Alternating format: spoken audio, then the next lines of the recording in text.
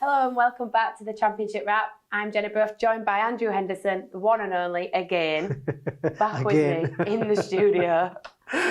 First up, what a fantastic week of sport. We had the tennis, we had the F1, and not only did we get England winning the World Cup the first time ever. Yeah. What a cracking sporting weekend. Awesome weekend of sport. Like you said, some great for England in terms of the Cricket World Cup. First time they ever won that, so that was fantastic. Lewis Hamilton winning the F1 was brilliant. We had all the drama that was unfolding there at Wimbledon with the tennis finals. So, but on top of that, we had some mouth-watering action, scintillating tries scored, huge hits. We had it all this weekend in the Betfred Championship, Jenna. We have some massive drama coming up. First up, we've got Sheffield at Olympic Legacy Park, beating Jewsbury 28-22 with the victory that they needed. Have you got any thoughts on this? Have I got thoughts on this? Much needed win for Sheffield, Jenna. Like you said, they've still got aspirations of sneaking into the playoff position. So again, it was a much needed win. But what a determined effort it was from Jewsbury. Again, they've unfortunately now suffered their fifth defeat in the last 6 games. So again, for them, disappointment. Sheffield at the end of the day were probably just marginally better on the night. Certainly, started well. We're in a decent position. It was 16-10 at half time. We're in control. Came out, scored after half time to take a little bit further. So they just slightly ahead of Jewsbury. Jewsbury just couldn't quite keep up with them throughout the game. And like you said, it does keep Sheffield's dreams alive of a playoff position. Jewsbury, unfortunately, stay where they are in the table and again are still staring down the barrel of relegation.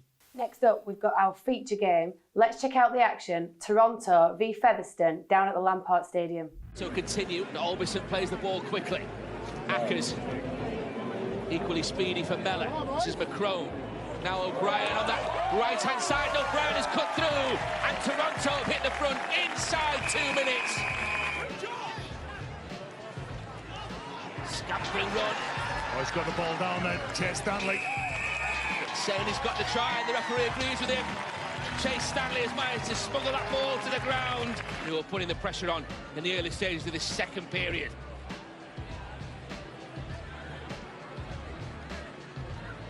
Good strength from Jack Ormondroyd. He's still going, Ormondroyd. Jack Ormondroyd, he's crashed over. And Featherstone do strike first after the break. He's 10 metres away. Mellor. That's O'Brien, he's got support. He's going to be in here. Ricky Latelli. 4 Toronto players to do it. Aston Sims among them. Connor Jones with the pass. It's another short pass, and they cut me over here. Great line. Josh Walters has gone over. Wilkin. McCrone had support. Hasn't taken it, and he's found the line himself. Josh McCrone.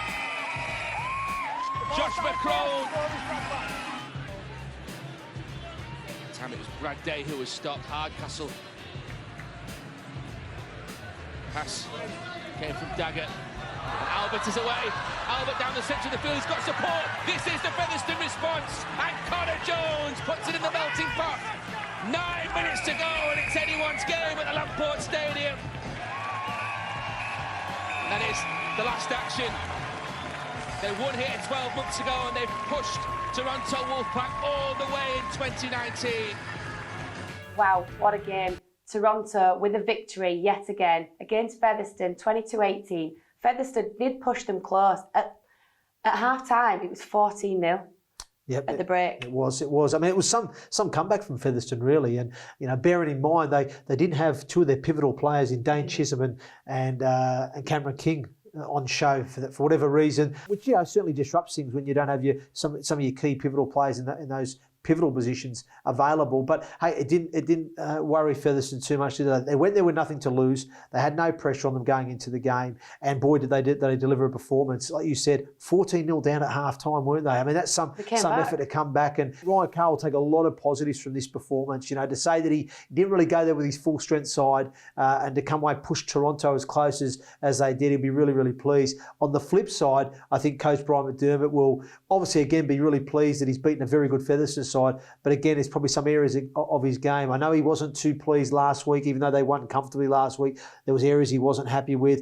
I dare say there'll be some areas of his team's performance he won't be happy with again. But at the end of the day, they keep boxing the wins off. It's another home win for the Toronto Wolfpack in front of a fantastic crowd there at the Lamport Stadium. So well done to them, but also well done to Featherstone. 8,000 attendance. Fantastic, isn't it? It's great, you know, and I'm sure all the players, even the Featherstone players and the staff and the fans that travelled, probably enjoyed the whole experience. The atmosphere at that stadium looked amazing. Yeah, it did. It looked really great. It did really look great. So, now well done to everyone involved there. But like I said, I mean, plenty of encouraging signs for Featherstone, that's for sure.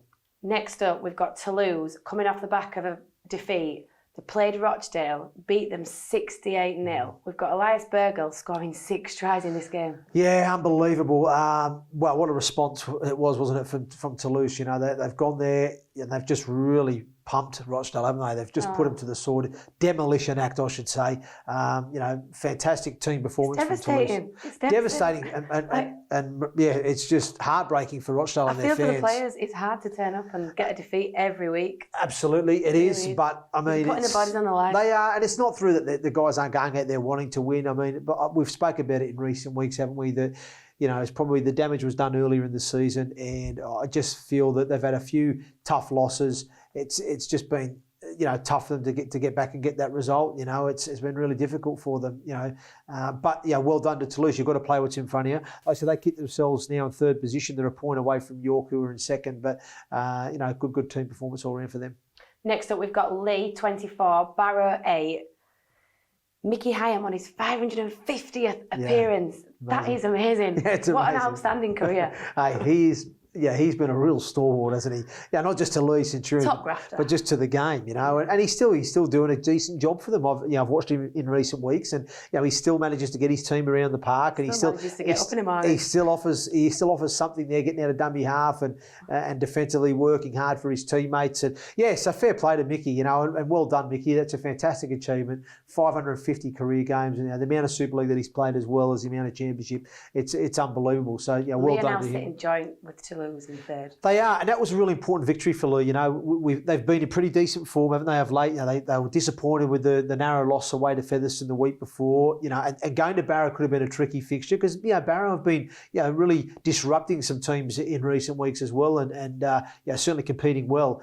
That could have been a tricky fixture for them, and it was close at half time. It was only 6-4 at half time, not much between the two teams. But second half, Leigh just, you know, got themselves into their groove and scored a couple of tries to pull away. And like I said, a really important victory for the Centurions. But again, as you said, they sit joint 3rd now with Toulouse. They're in a really good position coming towards the back end. Next up, we've got York still remaining in 2nd place at the weekend, come away with just the 1 point. 14-all draw at Batley, 6-2 at half time. They managed to pull it back a bit, but not enough. Yeah, not enough. It's one of them. You did tip these last week.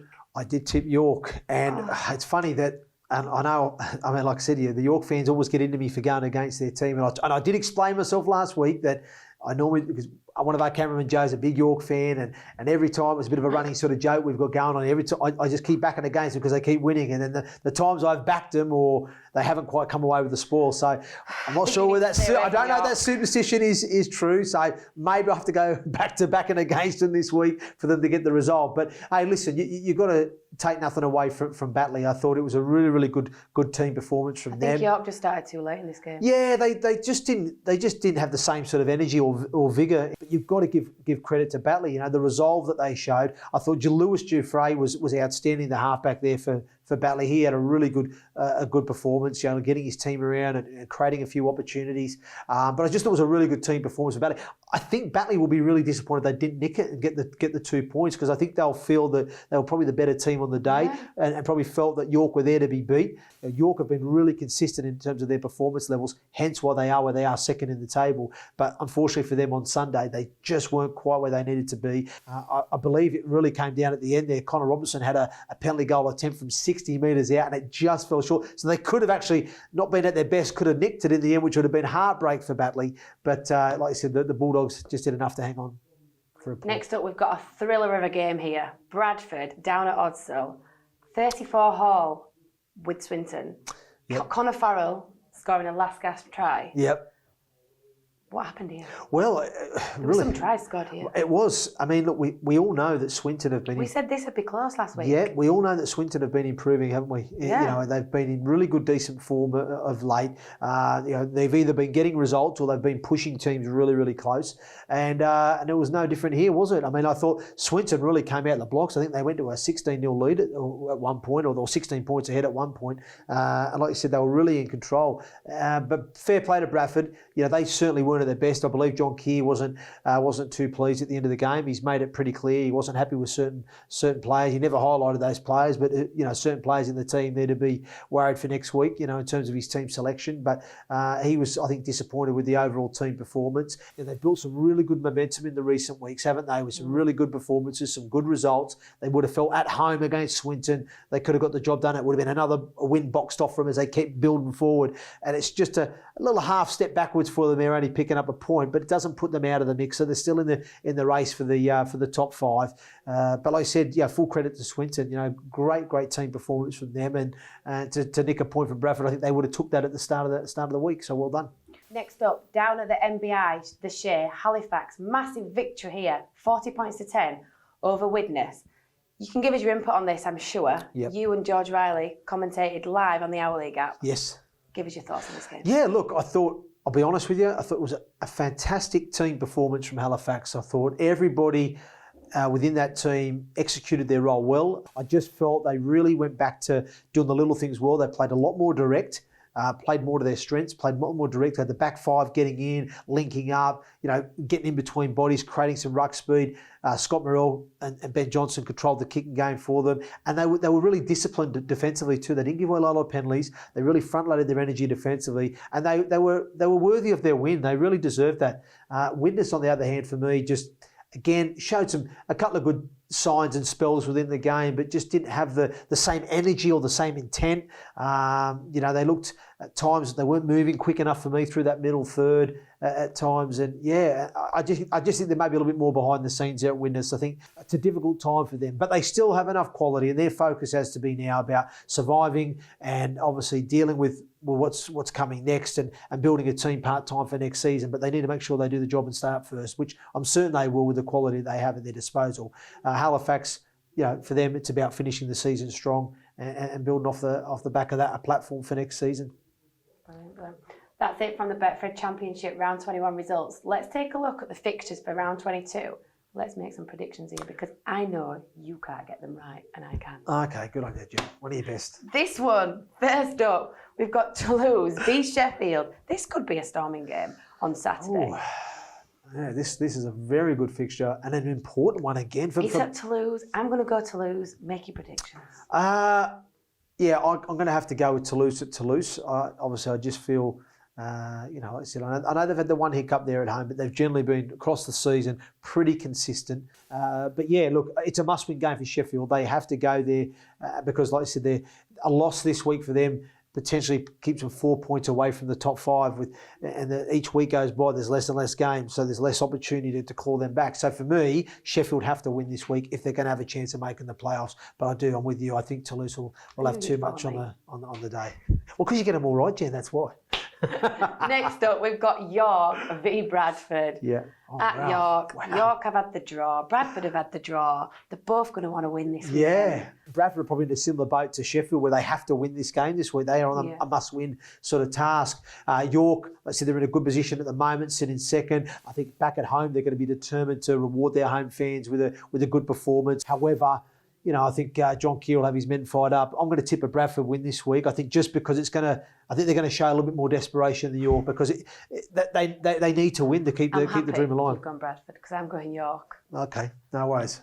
But there is some method in my madness, as the fans will know. Don't you worry, York fans. I'm with you all the way. Next up, we've got Jewsbury v Halifax. Halifax coming off the win. Jewsbury coming off a loss. Yep. Down at the Foxes Biscuit Stadium. What Jewsbury have got in their favour this week is that element of surprise that, you know, Halifax will be on such a high now after such a really, arguably their best performance of the season. You know, the worry for Halifax is that they come off the back of that. They go to Jewsbury now thinking, well, we're chest, we're we're back on now, we're back on, and actually going with a little bit of complacency. So Halifax, if they go there with the right mindset, I think they'll have too much quality in the ranks to overcome Jewsbury. But if they don't get their attitude right, then I think Jewsbury will smell that. If they smell that sense of complacency, I think they'll jag it on the day. But I'm going to back Halifax. I don't think Halifax are going to take their foot off the gas here. I think that performance in the weekend will just give them that hunger and that motivation again now, and I think we'll see a Halifax result and good performance on the weekend. I'll go Jewsbury then. Okay. Next up, we've got Featherstone v Rochdale. Well, I think there's only one outcome there for me, and that's Featherstone at home. Well, Featherstone are going to want to win. They lost. Yep. You know, they're coming off the back of that now. Yeah, no, I think I don't see anything. I can't comment too much on it really. I think Rochdale for me are gone, and I just don't think they're going to probably put up too much of a fight either. They're going away to Featherstone. I'm sorry, Rochdale fans, but I just can't give you too much hope this week. Next up, we've got Leigh in fourth, against Batley. Yeah, at Leigh. Again, this is another tricky fixture for Leigh. I think Leigh at home, I think we'll get the job done. I think it's going to be a Leigh victory at the LSV. Again, I think that the way they're playing, they're in decent form. Again, will be very determined to hold on to their spot in the top 5. I'm just not convinced that Batley are going to be able to go there and deliver the performance. I think they'll compete. There's no drama about that. They'll compete and they'll ask some questions of the Leigh side. But I just think Leigh will be too strong for them on the day. So okay. We've got Swinton v Barrow next. Oh wow, interesting game. I'm probably going to go Swinton at home. Just the way they're playing at the moment. Yeah. This last 5 or 6 weeks, they're in decent form. The challenge for Stuart Littler this week is to make sure he's got his team in the right frame of mind. If they're highly motivated and determined, I think they'll do the job in Barrow. However, if they're not, they don't go with the right mindset, they could be in for a tricky afternoon against a very determined Barrow side. So, but I'm tipping Swinton. I think Stuart Littler will have his men ready and they'll get the job done at home. Hopefully. Last fixture of the round 22, we've got Widnes v Toronto at Widnes. My worry for Widnes at the moment is when I watch them on the weekend, Matt, there's something missing. There's something not quite there for them at the moment. You know what I mean? And I just think a lot of it's to do with the state of the club at the moment. The fact that the club's now going part time, certain financial things haven't been met. The fact that the coach has been understaffed, under resourced. I'm not saying you're trying to find excuses for the players. Should never look for excuses, but ultimately I think that is having an impact on the team. Can they beat Toronto? Yes. If they have to all deliver a 9 out of 10 performance, and they need Toronto to be off. But I just think Toronto will.